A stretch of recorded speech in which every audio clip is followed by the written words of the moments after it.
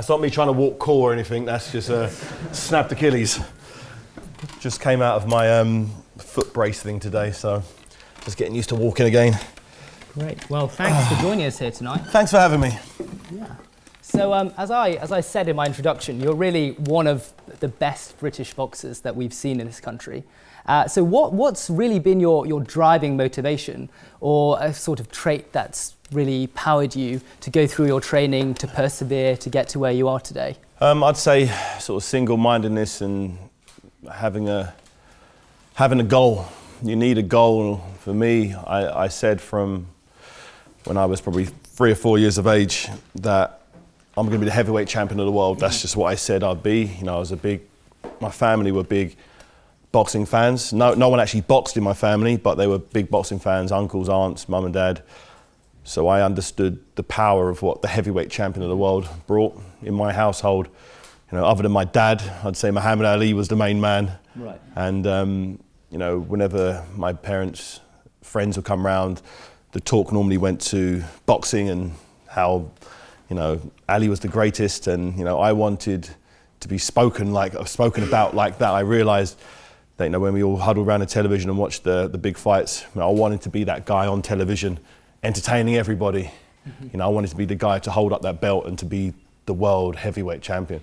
So from as young as I can remember, I said I want to be the heavyweight champion, and my parents said, okay, whatever you can, we'll support you in whatever you do, as long as you're the best at it. And that's it. And that was their sort of mantra throughout my life. It was, we'll support you, and they did. I was really fortunate to have both my mother and father. And I think the school I went to in South London, I think there's one of 3 kids in my class had both their mother and father who living together. Most of them came from single parent families. So I definitely feel that was a big benefit, having a positive role model as a father around, who was big into sport. You know, he was a martial arts instructor and was always in the gym. He was in fantastic condition. So I saw that as, this is how a man should be. A man should be big and powerful, and that's what I wanted to be. And you know, connect that with the wanting to be the heavyweight champion. It just made sense. Great. So you've spoken about your parents and you've spoken about Muhammad Ali. Did you have a mentor, somebody in boxing who kind of, you know, guided you through your early days? I had a few mentors. I think probably one of my earliest mentors was obviously Muhammad Ali, but more of from a British standpoint, I'd say Frank Bruno. Coming through, you know, I was a big Frank Bruno fan, you know, growing up, watching him do his thing. Then it was Nigel Benn, Chris Eubank, Lennox Lewis. Then as I got to my teens, it was probably Nassim Hamed, and I then started looking further afield at some big American names like Roy Jones Jr., and really started to understand that boxing was about entertainment. And the fighters I seemed to gravitate towards were not just great fighters in the ring, but they had big personalities outside of it. You know, obviously thinking about the Chris Eubanks of the world, you know, people who really did put on a great show. Just walking from the change room to the ring, that was more entertainment than most fighters would do inside of the ring. So I really always wanted to have that sort of razzmatazz surrounding me as even an amateur boxer. I used to give it all the big one. Get the crowd going, make predictions. You know, most amateur boxers are happy with just getting a victory, but I'd be saying, yeah, I'm gonna knock him out in the first round, second round, and getting all my pals to bet on it. Just heaping. I found that I like to heap the pressure on myself. You know, where most fighters say, oh, you know, I'm just gonna give it my best, I'd say, no, I'm gonna knock him out of a right hand in the second round, and that's it. And if I don't do that, I've kind of consider it a failure. And I don't know why I did that. I just did it because I liked the feeling of the pressure. And I sort of learnt to control that nervous energy that you get prior to a fight. I was speaking to one of you guys up there, and I realised that when I started competing when I was around 10, and it took till I was about 13, 14 to understand how to control the emotions of a fight, to knowing the next day you're going to have a fight, or knowing in a week's time you're going to have a boxing match against a kid you don't know. He could be bigger than me, he could be better than me, I didn't know. So it's a strange thing for a young kid to, you know, go to sleep knowing the next day they're going to have a fight with somebody. It's one thing having a fight in the playground when nothing's premeditated, it just kicks off. But I kind of got addicted to the feeling of having a fight, and I loved talking about it. Even at school, we'd work out who the toughest kid was in the next school and arrange a fight Friday evening. And I'd go to their school with all my schoolmates and have a punch up in the playground with some other kid from our school who I didn't know. And I used to love the butterflies you got in your stomach. As I said, you know you're alive on the way to a fight. You know you're walking into a ring in front of 50,000 people, or you walk into a park with 10 people. A fight's a fight, and when you're in it, as I said, you know you're alive, and I know that's why I'm on this earth, and that's what I've been gifted with. I've been gifted with some sort of the physicality to exchange blows with other men, and I've sort of finally tuned those for 26 years in boxing, and prior to that, my dad was taking me to the dojo since I was 4 years of age, so I'm a sort of living and breathing sort of fighting machine. Yeah. And I love to fight. I've always have done. I said once I started boxing at 10, I said I was going to retire when I was 30. I said 20 years I'll be able to achieve all of my goals in boxing, and I came really close to doing that. I won in 2007. I won basically the undisputed cruiserweight championship. Yeah. I went to foreign soil, to France, to fight a guy called Jean-Marc Mormec, who'd held the title for around 10 years. And I knocked him out. He knocked me down. I got up and knocked him out. And then I unified the titles back in the UK at the O2 Arena against another world champion called Enzo Macronelli. That was a big fight, and I knocked him out as well. So I unified all the belts. Most people would have a good career out of defending the titles. I gave those belts up and then went up to heavyweight. Although I was small, I wasn't a big heavyweight. I wasn't even a big cruiserweight. I had one fight and then fought the biggest ever heavyweight champion in history, Nikolai Valuev. And once again, that was a big challenge, But I told my parents from 3 or 4, I'll be the heavyweight champion. And to do that, I had to beat someone 7'2" and 25 stone or whatever he weighed. And it was a bit of a freak fight, but I knew I was going to win that fight. Although the odds were against me because I was so small compared to him, I knew that all the years of training, all the sparring sessions, all the busted noses and black eyes since I was a kid, I knew that it was all going to come to fruition on that night, and thankfully it did. Yeah.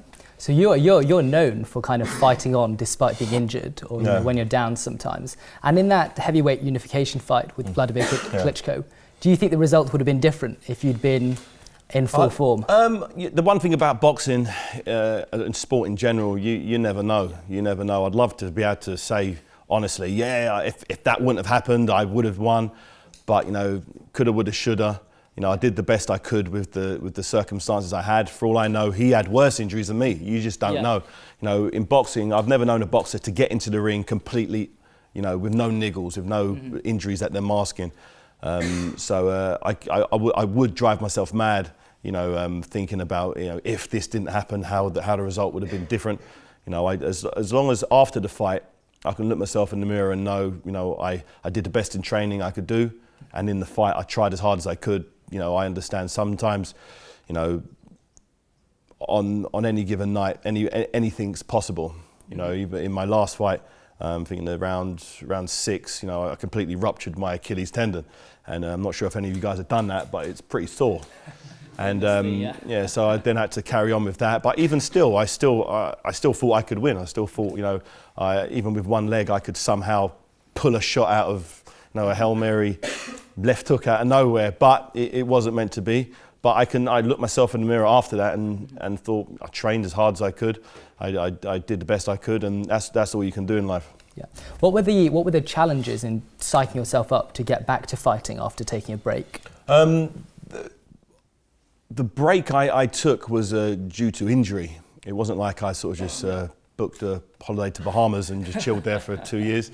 I was in the gym every day. I was working. I had a big cut over my eye before a big fight, and it postponed the fight. And then I needed a reconstructive surgery on my shoulder. My rotator cuff was smashed a bit, so I had to have a full reconstruction of my shoulder, which put me out for a long time.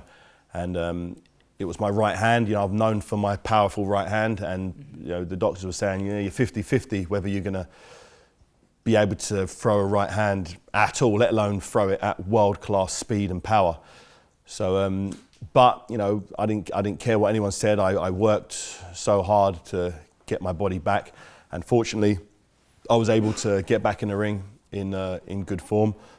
It took a little while. It took 3.5 years basically between the last fight against I fought a guy called Derek Chisora at Upton Park. And that was a big fight. You know, he'd never been knocked down or knocked out ever. He just had a 12-round points loss to Klitschko, Vitaly Klitschko, the bigger, stronger Klitschko. He went 12 rounds with him, so proved he had a world-class chin. So instead, talking about putting pressure on yourself, so what I said prior to the fight was, the fight's not going to go past 5 rounds. If it goes past 5 rounds, I'd consider it a loss, even if I beat him on points or knocked him out in the 6th round. So I said. So some people said, the media were saying, well, he's never ever been even knocked down and he's fought some big punches. So I said, well, he hasn't fought me before. So my mission that day was to knock him out within 5 rounds. And people didn't think I could do it, and I knocked him out in the 5th round. So I like to, as I said, I like to heap unnecessary pressure on myself because it seems to bring out the best of me. But it's been an exciting ride. So I think you're at a great point in your career now. You've obviously accomplished so much. Looking back, you've obviously been driven by this pursuit of excellence, of getting these titles. Is there anything you think you could have done better? Anything you think you could have worked harder on? Obviously with 2020 hindsight, you know, I could have trained, I could have done different stuff in training. I could have based myself in different locations. But I believe at every stage in my career, I've always kind of given it the best. You know, I've always pushed my body as far as I can take it. But it took the losses, you know, the 2 losses that I had early in my career. Sorry, the 1 loss I had early in my career, my 11th fight. That was the kick up the bum that I needed to really take me to that next level. And some fighters like Floyd Mayweather, like Joe Calzaghe, can get through their whole career without losing. They learn the lessons whilst winning. You know, they have a close fight that's tough, and they learn the lessons and they still win. You know, I learnt my lessons from my losses, but without those losses, I wouldn't have been able to go further through the rankings. So I lost against a guy called Carl Thompson in my 11th fight. He was way older than I was. I was supposed to knock him out pretty easy, but you know, I felt I didn't push myself and I didn't pay the price in training camp. As up until that point, I only had 10 professional fights. All of the guys, pretty modest opposition, you know, who I was supposed to win against, and knocked him out and thought, okay, I started reading my own press clippings and thinking, oh, maybe I'm the next best thing, and took that for granted. And he had other ideas. He was somebody who I was actually a fan of. My family were fans of this guy, Carl Thompson. And my mum was actually worried for his health. She was going, oh, don't beat him up too badly. And I was, oh, don't worry about it, Mum. Anyway, didn't work out that way. I was the one going to hospital in the ambulance afterwards. But that was, I remember being in the ambulance on the way to hospital, just thinking, what the hell is this about? This wasn't in the script. But you know, I remember thinking that was probably one of the lowest times in my life. But off the strength of getting that loss, it really changed my life. It made me really look at boxing in a very, very different way. And I knew that this, you know, it's one thing someone saying boxing's dangerous, but when you're in an ambulance, when your brain's pounding, when you've got mad concussion, and you know, it feels like your brain's about to explode, you're not sure whether you're going to pass your next brain scan to continue fighting. You make some promises to yourself that, you know, I knew I'd cut corners. I knew I'd, you know, when I was supposed to wake up and I look out the window, yeah, it's raining, I'm going to go back to sleep. That sort of thing, you know, it's a tough lesson to learn, but it's a lesson I really needed, because after that, I really stepped my opposition up and had some really tough fights against the very, very durable guys who had to go soul searching and really dig in. And if I didn't have the engine, which was built in the gym, I would have come unstuck real quickly. But, you know, so I'd say, although I'd have regrets about, you know, how I went into that fight, without me taking that arse whooping, I wouldn't be where I am today. So I needed those. My dad always says, those who don't listen must feel, and I wasn't really listening to people around me, so I felt some pain on that night. And I've made sure ever since that I'm never going to lose because I'm not in good condition. I'm never going to lose because I haven't paid the price in training. And I think anyone who sort of watched any of my fights, when the going gets tough, I know I can dig in and just keep pushing. So thinking about these lessons you've learned from some of your lows, going back to what we were talking about earlier, idols and mentors, do you feel you're in a position to be a mentor now to younger boxers? Yeah, definitely. What I've been through, not only in the technical aspect of boxing, but I've kind of been kind of independent through the professional business of boxing. Yeah. And I've promoted most of my fights, Haymaker Promotions, my own promotional company. I've signed up young fighters over the years. I've staged some of the biggest events ever. So I've been there and I've done it, and I've got a lot of knowledge and a lot of experience. I know the pitfalls in boxing. I know the characters. I know the shady, dodgy, slimy scumbags that maneuver in and amongst the boxing game. And I understand how the game works. And young fighters coming through, I know I was one of them at one stage. And I had no clue about boxing. I had no clue about professional boxing. All I knew was I knew how to fight and I wanted to be the champion. But fortunately, I was able to navigate my way through the murky world of professional boxing and achieve my goals. When I first turned professional, I remember sitting down with my old coach, and he said that the game plan was to win as many titles as we can, earn as much money, and get out of boxing with my faculties intact. And 2 out of 3 ain't no bad. So picking up on that, so you've promoted your own fights and you have your own promotion company now. What are obviously there are lots of other boxers that just go into the ring and don't worry about the rest. What are some of the lessons you've learnt from the business side that goes on, behind the scenes? Well, if you don't know what's going on, 9 times out of 10, things are happening not in your favour. Things are happening that if you were to be aware of the things happening, you'd go, whoa, what's happening here? Why are you spending that on there? Why you hired this guy? So in the past, I've been sort of guilty of sort of leaving it to other people to deal with. But in hindsight, looking back, there's a lot of decisions that have been made may not have been made for my best interest. But at the time, it worked out, and I'm still here. I'm okay. So once again, it's just a lesson. It's just a lesson. If I knew then what I know now, I'd be in a different place. But I'd still be fighting. I know that. I love to box. I love boxing. If I'm not sure if anyone watched the fight on Saturday night, but boxing is a great sport. When you get two athletes going at it, who both really want to win, I don't believe there's any other sport like boxing. And I think my last fight against Tony Bellew sort of illustrated how exciting boxing can be when the fight is supposed to be a mismatch. You never know, anything could happen. And once again, on Saturday night, same thing. You expect something to go one way and it goes this way, goes that way.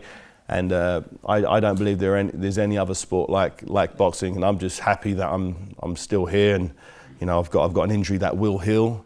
And I can get back in the mix, pretty soon. Have you felt any real changes in the sport since first starting as a young boxer? Changes in the sport. I believe British boxing today is in probably the healthiest state it's ever been in. You've got multiple world champions, many world champions currently. In the past, it was the Americans that were heading the way. When I first turned professional, it was the heavyweight titles were in Germany. Most of the other world titles were in South America and North America. But now, Britain is the place now for professional boxing, and we're doing so well with champions in pretty much every weight division.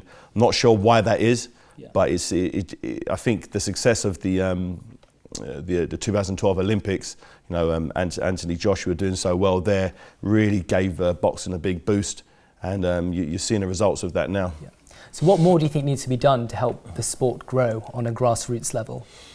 Amateur boxing is very important, and making sure kids have the best possible fights to keep them interested. Just this year, you've had some tremendous fights that any young kid coming through can see, and they can say, okay, I want to be there. I want to be fighting at Wembley one day. I want to be headlining the O2 Arena. And I'm a kid from South London who's, didn't grow up with a silver spoon in my mouth. I had to really work for everything I ever had, and it just shows that, with perseverance, with a goal, with heart and determination, anything's possible. Anyone can achieve anything they want, but they've got to really want it. Nothing's handed to them on the plate. And if any young kid spoke to any boxer who has a world title belt or a European title belt, every single boxer would say they all came from the same background, just like they did. All come from a council estate. No one had any advantages in life. And they just worked their way up, and it's possible. But you've got to be able to relate to that guy up there, and any young kid coming through whatever part of the country they're in, they can look at me, they can look at any of the kids out there, and any of the world champions, and say, okay, you was like me once. I can be like you. And I think as long as boxing keeps thriving, particularly in Britain, you're going to just continue to get that success. Success breeds success. And at the moment, Britain is thriving in boxing. So a lot of young kids, amateur boxing gyms are doing really well. They've got unprecedented sign-ups from young kids in amateur boxing clubs. So give it 2, 3, 4 years, and you're going to get the new generation coming through. Mm-hmm. One other thing that you're known for is a plant-based diet. And what sort of challenges does that pose you as a sports person working off a diet like that? It's not so much. I don't think there's any challenges. I'm fortunate where I've got a full-time chef who cooks all of my meals for me. So it's not like I've got to go out hunting for vegan Picking food and leaves, stuff. Yeah. So I've got a great nutritionist, Aidan Goggins, who checks my blood and makes sure that I've got all my nutrients and minerals and everything's tip-top. And he adjusts my nutritional program depending on what my blood work says. So it's all pretty scientific stuff. But I feel great. I really feel good. I feel strong. I feel better than I ever have done, and I definitely feel, particularly recovering from injuries, putting the right fuel in, making sure you're not getting any junk in the system really does help. My body fat stays low. My energy levels are great. I'm sleeping good. Dandruff's gone. I've got good clear skin, nails, and so I've definitely felt the benefits of it. You've got me sold. Yeah, I'm going to take it off. Yeah, so it's tough. If anyone wants to try it, don't just try and jump straight into it because it won't work. In my personal experience, I've had people who've tried to just go straight plant-based diet, and it's just so difficult because they just end up hungry the whole time because they go to any type of restaurant or shop and they just can't get the right food. So if you're going to do it, try 1 day a week. Let's have a plant-based Friday or whatever. No, not Friday. Maybe Tuesday. Plant-based Tuesday. And because a Friday you can't be staggering into a kebab shop or trying to ask for some vegan food. It doesn't work. So pick 1 day and then spend the whole week preparing for where you're going to eat on that day or what you're going to eat that day. Then do it 1 day, then do it for a couple of weeks, and then try 2 days. Try to gradually, even if it's just 1 day a week, I'm sure you'll feel the benefits at the end of the year. Do you think that's what's stopping more people adopting it? They're going into it too quickly and then dropping it after a week or two? In my experience, people that I know who have tried it, try to do it full on straight away, and it's just so much of a drift. They're used to having 3 square meals a day, and then they're trying to find 3 square meals, and it just doesn't happen, and they end up going, "I just ain't working," or they end up losing lots of weight. But don't jump in too quick, too fast, because it just won't work, and you will end up reverting and going away from it. So just do one day a week. I find 1 day a week or 2 days a week, and then take it from there. See how you feel, see what works, what food you like, what food you don't like, because it's only for 1 day. And I found people who've done that have stuck with it, and they've gradually increased the more plant-based meals per day. Nice. So my final question for you, you're obviously very happy where you are now, you're motivated going ahead, but what else exciting is on the horizon? Do you have anything else that you're really aiming for? With my promotional company, Haye, I've teamed up with a guy called Richard Schaefer, who you probably heard of Floyd Mayweather. He's promoted Floyd Mayweather's last God knows how many fights, and he knows what he's doing. He's probably one of the best promoters in the world, and we've did a joint venture to promote young British fighters, here in the UK. So we've been signing up some amazing talent. So what I'd love to do is to guide the next David Haye to fulfil his full potential. As there are fighters I know have the ability, but because their promoters or managers haven't really had their best interests at heart. They've rushed them too quickly or put them in against someone who had the wrong style at the wrong stage and they didn't quite make it. Or they make it and they don't get financially compensated for what they're doing. So my whole plan is the model that I've used throughout my career to maximise my financial revenue. I want to give the next generation all of the experience I've had, all of the ups, all of the downs, particularly the downs, diverting them away from the mistakes I've made, and really, I want to take someone from the amateur, not just one, I want many. I want to take good amateur fighters from their first professional fight to a world title fight with their faculties intact and with a bank full of money. You know, that's what I want to do. I really want to, because I've had so much success in my career. I'd love to. I truly believe myself and Richard Schaefer combined, working with this talent, can really get the best out of them, and they can retire happy.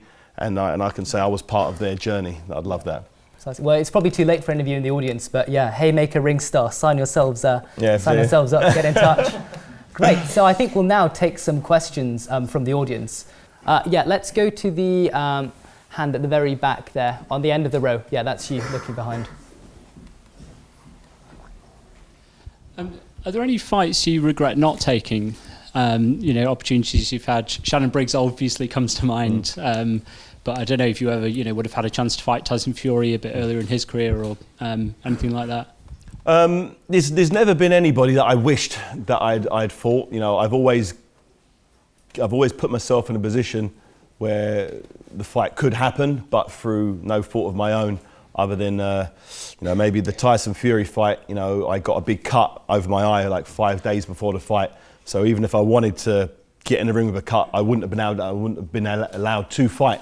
But once again, that's something that's out of my control. The Shannon Briggs fight you mentioned, he's the one who didn't want to fight on a non-pay-per-view show. So that was a financial thing, that the reason why that fight didn't happen. But I think I've taken all of the biggest possible fights at the best stages of my career, and I've always been sort of option free and a free agent, so I've been able to take all of the fights at the right time. So I don't think there's anybody that I missed out on fighting. There was a guy called Vitaly Klitschko who I was negotiating to fight, and that fight fell through, but no fault of my own. I was ready. I agreed all the terms. He then went and fought someone else and then retired. So I would have always loved that fight to happen, because he's got a very exciting style. I think he's 6'9". He's way bigger than me, but I have always liked his aggressive style. He's like a very aggressive version of Vladimir Klitschko, his younger brother. He's a bit tougher, but he stands and has a punch up, and that, for my style, I always believed would work better for me. I'd always have more success against someone who wants to knock me out than someone who's happy, like Vladimir Klitschko, to keep it at arm's length and not take any risks. Even if he had someone hurt, he doesn't close the show. He just keeps jabbing and grabbing and looking for that sort of the perfect shot. So I'd say the fight that I'd always liked to have had that I didn't have was definitely Vitaly Klitschko. Should have been here last year. He was speaking here last year. Was he really? Yeah. Yeah. Well, he's the mayor of Kiev. That's correct. Yeah. Yeah. Great. Do we have another question? Should we go to the girl on the second row? He's a doctorate in sports education. Okay. Yeah. Doctor. Hi, thank you so much for coming, and I'm really excited to be here. I just have one or two questions. It's really inspiring to see your unceasing passion for boxing, and it's very it's very insightful to hear about the lessons you've learned. But what is the lowest point of your career, of something that you love the most, like boxing, and how did you recover from it? How did you keep up your mentality? Because for me, I had my first fight and my diet started to mess up after, you had to lose weight, eat clean, whatever, and then everything just backfired. And I feel like I found the recovery road really hard. Yeah. But I really want to gain some insight on how I can rekindle my passion for boxing and just go on from there. Because I really love the sport. Yeah, I'd say my lowest point. I've had a few low points, to be honest. The first one, as I mentioned earlier, was my first professional loss. I never envisaged losing, particularly to that guy on that night. And that was out of the blue. And to then start questioning yourself, that was a tough thing. I always believed that I'd always find a way to win, and I couldn't. I put myself in a fight, or I fought tactically completely wrong. I didn't believe there was a. I trained to box him for 12 rounds and wait for the knockout, but instead of doing that, I went out there and just tried to knock him out. I nearly did it, but I ran out of steam. So because I didn't prepare to fight at that pace, so I was unprepared for the fight that I put myself in. So that was a big lesson, but it was really tough to get a good humbling, a good beating. When my head was too big, I started believing my own hype. So I'd say that was tough, and I had to have a real talk to myself. I went away for a couple of weeks on my own just to sort of regroup and to analyse my life, analyse how I'm living, what I'm eating, where I'm sleeping, what I'm doing, what my goals are, where my heart was. It was a very traumatic time for me. But 10 days after, I realised where I went wrong, and I made a plan to get back. And I knew the reason why I wasn't successful in that fight was because I didn't pay the price. I didn't pay the piper. I just assumed my natural athleticism, my superior speed and punch power was enough to beat someone who had paid the price, who was a lot older than me, but he was more experienced, and he was seasoned and weathered in the game where he'd been for it. He'd been soul searching many nights and always came up trumps. So I didn't give that any respect. I looked at those fights where he got beat up and came back and won. I thought, if I had him hurt, I'd finish him. But I didn't pay attention to the fact that he got hurt and came back. And when I had him hurt, I didn't think, okay, he might come back. I thought, he's nearly gone. Let me just do a little bit more. And that for me was the toughest thing, because I gave it everything I had, and it wasn't enough. But then, over the weeks, I realised, was that me at my best, or was that me fighting at my worst? And I realised, if you don't adhere to a strict game plan that you set for yourself, you're not giving yourself the best opportunity to win. So now I implement a game plan. Now I train. I cut no corners. I go to the gym when I believe my opponents are sleeping. I may give the illusion that I don't train that hard to the media and that, but I really do. I work hard. I don't believe there's anyone else who pushes himself as hard as I do, particularly at the age of 36, going on 37 now. There are guys like Anthony Joshua, who's 27. He's 3 stone heavier than me, 3 inches taller than me. On paper, he should be able to, chew me up. But once again, I fought guys who had physical advantages over me, and I had to use boxing intellect. I had to use a strict strategy, and I was able to overcome those big obstacles. So I'm really looking forward to the future. I'm really looking forward to being the underdog. I love being the underdog, and I'm just really looking forward to using my experience. And some of it bad. My last fight wasn't a great experience, but I watched the fight back, and it was nice to see that when the chips are down, when things aren't looking your way, you keep going, because in life that's all you can do. You can just give it the best you got. And there are many sportsmen in many different fields who, when things start going bad, they chuck the towel in. That's not for me. I'll save it for another day. Whereas I've been of the mindset, and always have done, that you fight until you're dead.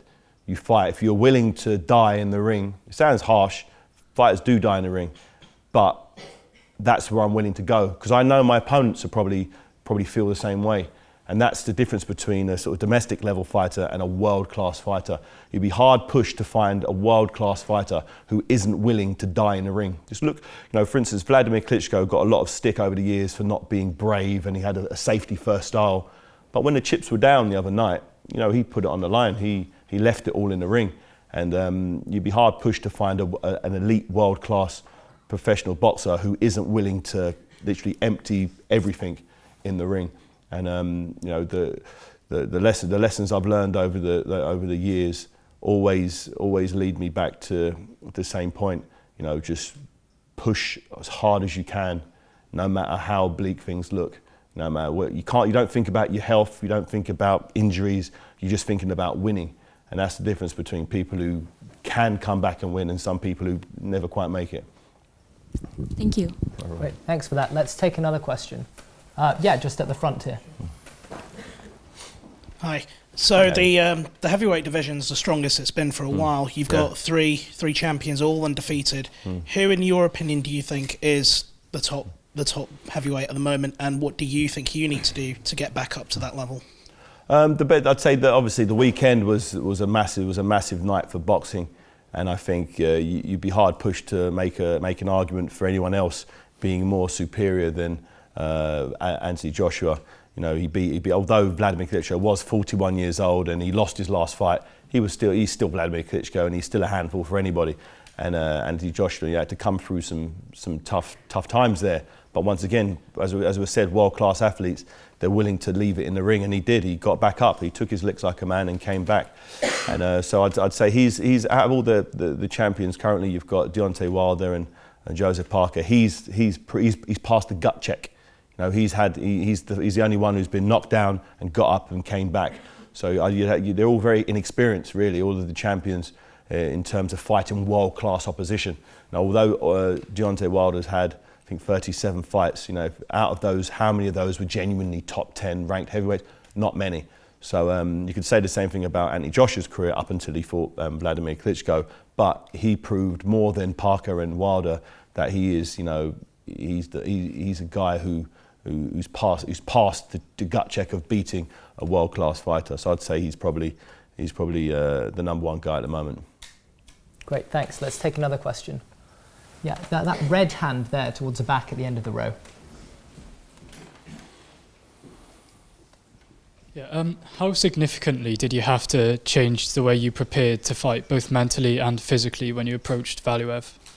I had to change a lot of things. What I usually did in fights was punch sort of at my head level, as I've been fighting at cruiserweight up until that point, from 2002 to 2009. So instead of punching here, I had to learn to change the motor skills of my shoulder to now punch upwards. So instead of punching here, I had to punch here. So I had to train my shoulders and my rotator cuffs to punch in a different plane. It's like a cricketer learning to not bowl where he bowls, but bowling 6 feet above his head. It's a different motion that you haven't spent your life doing. So it took me a while to really condition my shoulders to punch at a different head height, and that was pretty tough. So and also to move and be in a position where I couldn't afford to get hit with anything. Sounds crazy to be in a fight, but when you're fighting someone who weighs 7 stone more than yourself, and they're just so much bigger and stronger, punch evasion was key. There's no need me having all these punch combinations if I let him hit me and knock me out. I could have the best game plan in the world, but if you're getting caught with shots by someone whose arms are about this much longer than mine, you're going to have a tough night. So I had to really work on my footwork, work on a game plan. And the game plan was pretty simple. Make the fight as simple to judge for the judges as possible. So instead of throwing 50 punches around, throw 10 punches around, but make sure 8 of them land, and make sure he doesn't land any on me. And it doesn't make for the most entertaining fight, but it makes it very easy for the judges to score, because they're basically, the way you score a boxing match is clean punches landed. And that's it. If I'm landing 8 clean punches and he's landing 2, it's very difficult for a judge to score that round for the guy who's only landed 2 punches. Although I was running around the ring trying not to get hit, if you keep it very simple, land your shots, don't get hit back. Very, very simple, boxing 101, but that's exactly what I had to do. And no one had been able to do that with him. In the past, because he was quite actually easy to hit, and his punch defense wasn't that great, you could kind of get drunk on your success. Because I could land shots on him, a lot of people think, okay, I've hit him with 2 shots, I'm hitting him with another 5 punches. But in the time of them throwing the 5 punches, he then grabs hold of you, puts the 20-odd stone on you, and next thing you know, you're trying to carry this guy and your legs are getting tired. Then your legs stop moving, then he starts having success with his shots. So I had to really implement a very, very strict game plan, and I was very fortunate that I was able to do that and go to Germany onto his promotion. It was a Don King promoted event. So when it goes to the judges, normally if you're not a Don King fighter, you ain't getting a decision. That's why I had to have a very, very smart and shrewd game plan, a very easy one for the judges. One of the judges scored it a draw though, so he tried. And if you get a draw in boxing, you don't win the title, the champion remains. 2 of the judges had me winning by 4 rounds. 1 tried it with a draw. But in Germany, that's if you can go to a foreign soil and get a victory of that margin, then you won pretty easy. Great. Let's take another question. Could we do the very back corner? Yeah, you at the very back. Thanks. I was just wondering what you think about this potential crossover fight between Floyd Mayweather and Conor McGregor. How do you imagine that's going to go?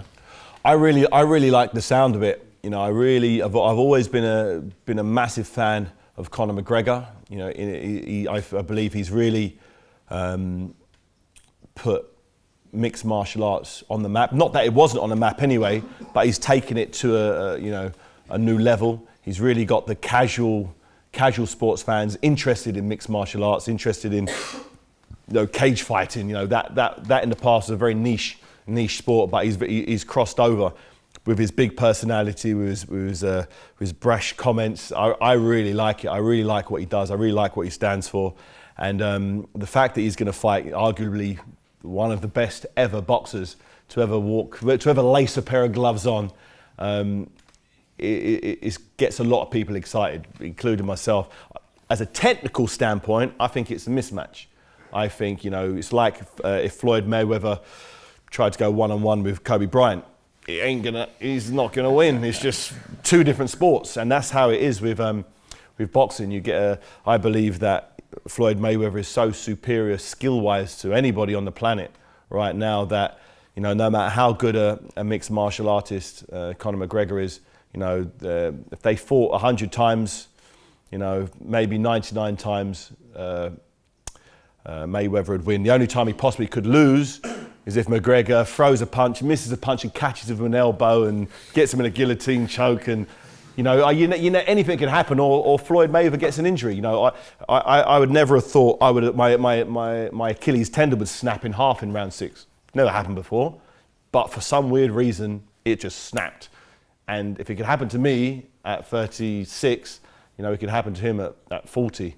Anything's possible. So it could be interesting only because of Floyd Mayweather's age and the fact that he hasn't been competing. When was the Andre Berto fight? About 3 years ago, 3.5 years ago. It's been a while since he's been in there. And but to his credit, Floyd Mayweather does keep himself in good condition year round. So it's not like he's coming back from sort of a Ricky Hatton, have to take off half his own body weight to get down to his fighting weight. He's in and around his weight anyway. So I definitely feel that, come fight night, the boxer will beat the mixed martial arts fighter. And I've also had Jimmy Manuwa, the UFC fighter, call me out after his last fight at the O2 Arena. He knocked somebody out with a big left hook, and he shouted out my name.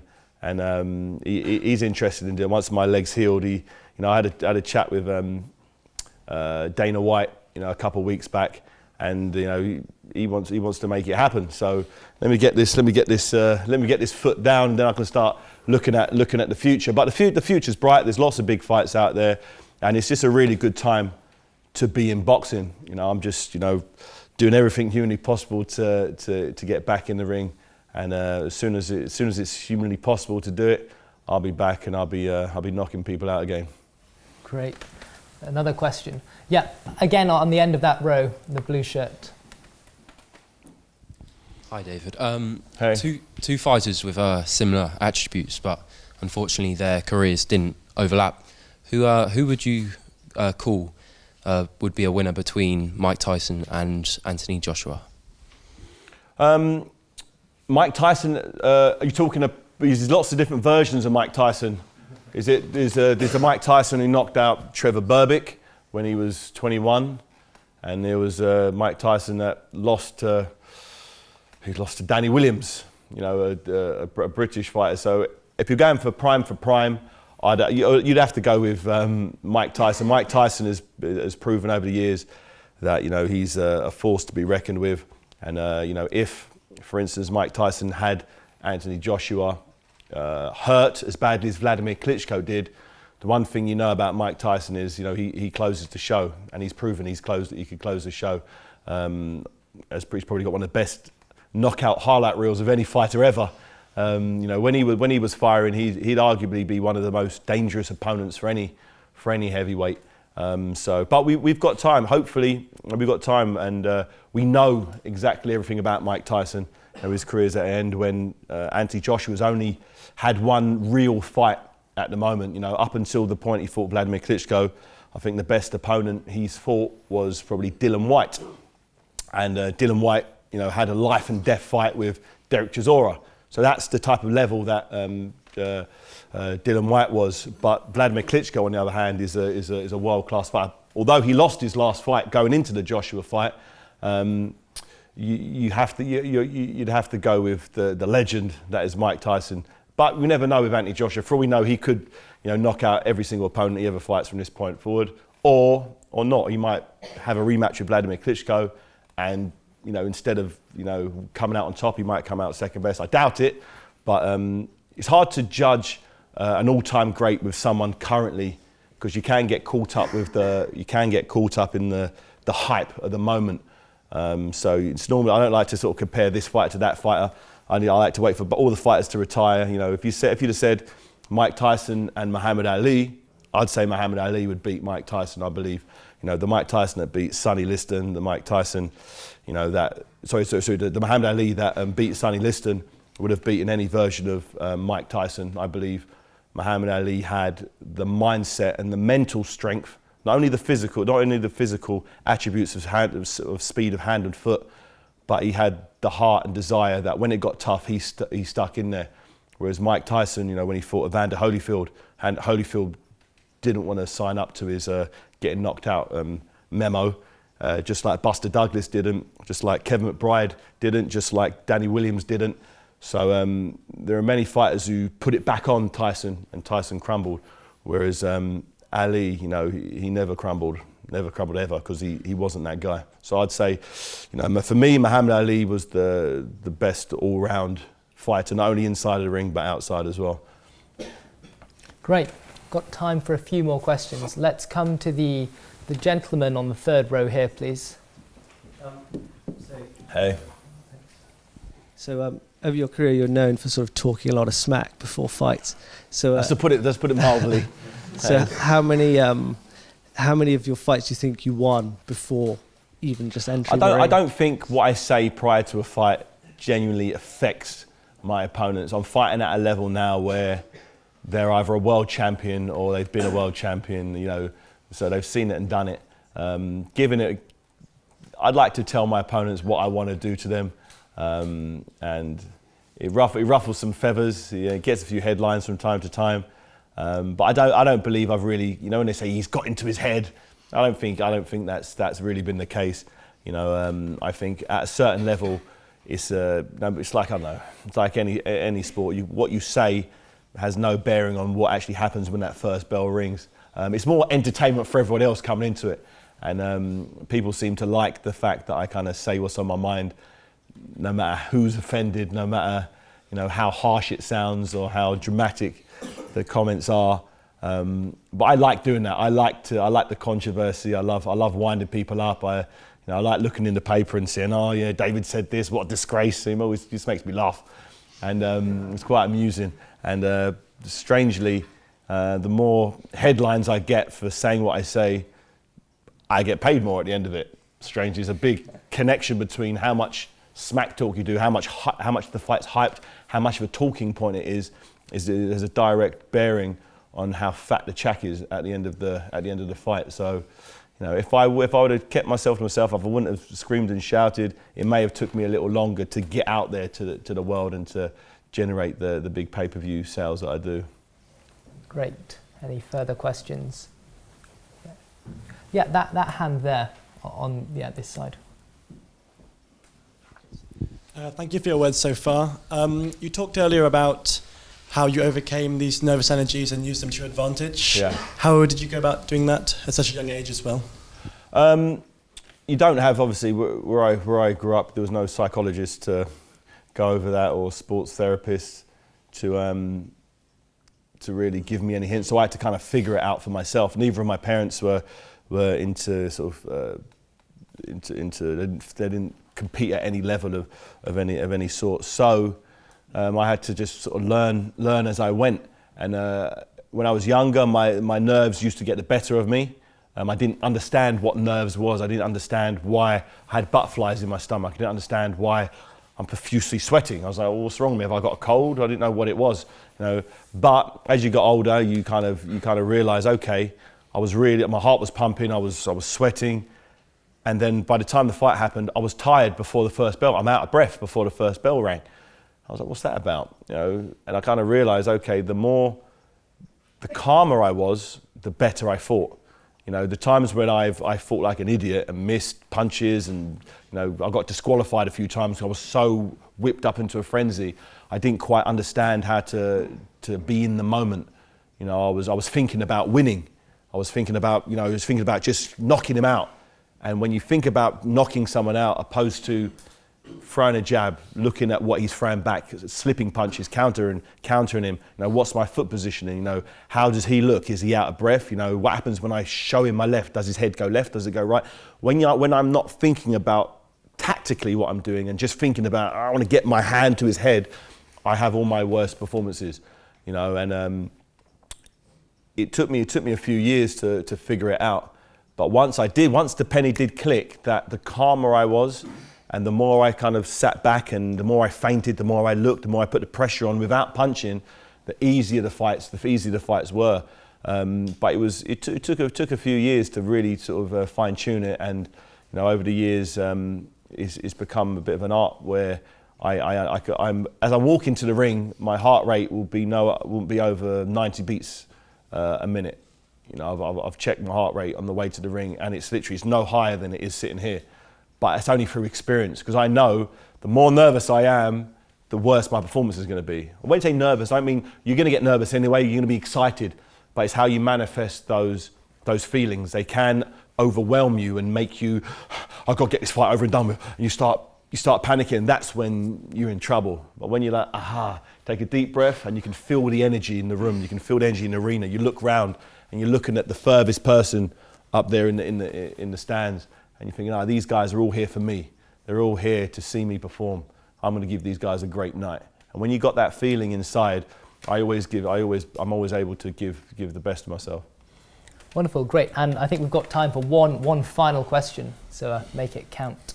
Let's go to the hand in there. Yeah, gentleman against the shelf. Thank you. So UFC is kind of blown up over the past few years, particularly online, with acrobatic finishes, big personalities. Do you think there's a chance that in the future UFC could become more relevant than boxing? And how would you feel if that were the case? No, I don't believe. There's always been that argument, MMA is going to take over boxing, but I think there's plenty of room in society for both. I believe that there's boxing fans like MMA. And MMA fans like boxing. They're both amazing combat sports.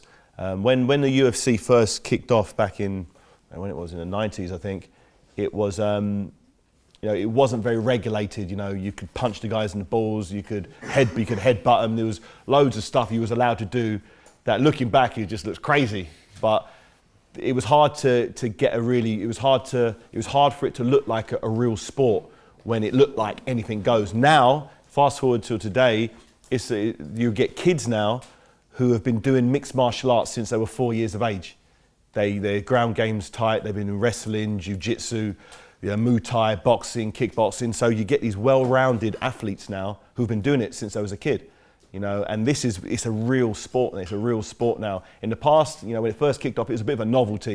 I remember getting UFC 1, 2 and 3 of Royce Gracie, choking everyone out with the jiu-jitsu when no one knew what jiu-jitsu was. Now everyone's a black belt in jiu-jitsu. Anyone you see in the octagon is a jiu-jitsu specialist, So with that being said, you've got world-class athletes now and it's a real genuine sport. You know, I wouldn't be surprised if it's included in the Olympics at some stage. I think it's a big enough and good enough sport. You know, if they've got cheerleading in the Olympics, they should definitely have UFC, you know, or mixed martial arts for sure. So I don't believe it's going to take over boxing, no more than WWE is going to take over boxing or wrestling. I remember when, you know, people saying WWE was WWF at that time was going to take over boxing because they had bigger viewing figures, but they've got very different crowds. You know, boxing has been around for so many years. It's got such a rich history that I don't believe there's any sport that's going to take over boxing, because boxing is boxing. You know, I believe both sports can thrive, you know, amazingly well, and the UFC specifically has grown from strength to strength because it's a great organisation. They put the best fighters against the best fighters all the time, and when you watch a UFC show, you get value for money. And in the past, boxing hasn't quite been like that, but I believe MMA, and particularly UFC, have forced boxing to start putting the best against the best, because, you know, people aren't interested in one guy being, you know, 30-0, but he's never really fought anybody, you know. But MMA, you know, because you can switch over to MMA, you can, but it's easy to become an MMA fighter because the best fight the best. Whereas in boxing, in the past, that hasn't been the case. But recently, last 10 years or so, the best are just fighting the best on a regular basis. And I believe mixed martial arts has actually helped stimulate boxing, because people want the best fights as soon as possible. People don't have time to wait 5 years for this fighter to mature to then finally fight this guy. They just want the biggest fights right now. And to answer your question, I don't believe mixed martial arts is going to take over boxing. Yeah, so I believe that both boxing and mixed martial arts are both going to continue to grow at a rapid pace. Wonderful, thank you very much. Well, unfortunately, that's all we have time for. Is that it? Yeah, well, David... Just getting warmed up. Show's about to start. Well, David's very kindly agreed to go over for a drink in the members bar. So for those of you who still have any unanswered questions or want to take him on, please do feel free to pop along. But if you could wait until you remain, seated until the speakers left the room. Please join me in thanking David once again for joining us here tonight.